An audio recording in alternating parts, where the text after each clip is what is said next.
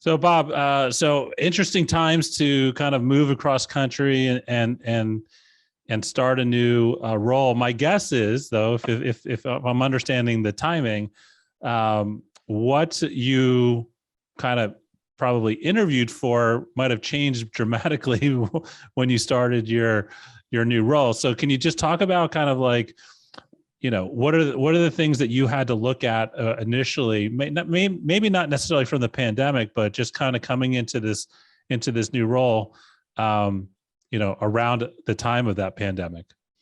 Yeah. So, and you're right. When I got the offer, it was in January before I think it was even on the radar screen. And then I started in March. So it was a world of change between that 4-week period. But when I came in, the team was pretty small. It was actually down to 2 people for a bank this size. And UCBI, just for the audience, we're about 20. Well, at the time we were about 19 billion in assets. We're currently about 23 or 24 billion in assets, and we've got about 3,000 employees now.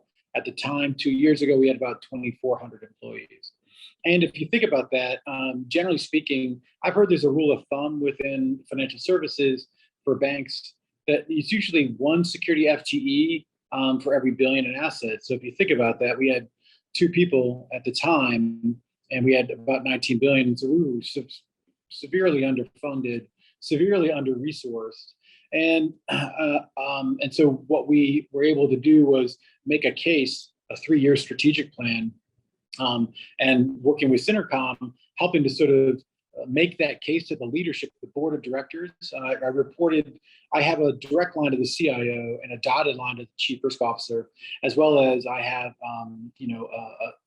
communication in with several members of the board of directors. And so my first 90 days was doing that assessment, building a case, and then presenting that case to the board of directors for 3 years.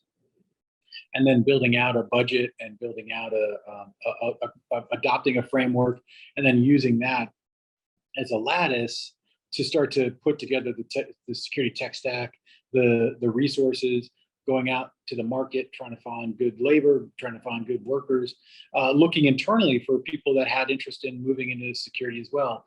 But I will say, as a stopgap and as a crutch, in some respects, what we did was I looked at partners that I've worked with over the years and had really great success with them. And SynerComm was one of those, where I knew the quality of the personnel, the quality of their commitment to doing the right thing in the right way, was going to, be serve my purposes in trying to build out that strategy. And indeed, it really did help. We actually, I don't think it's telling anything out, but we had some ground to make up within the regulatory industry, within the regulatory area.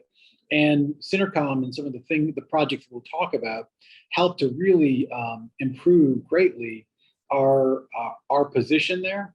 And I think that really helped solidify my vision and my strategy for the board and for the leadership.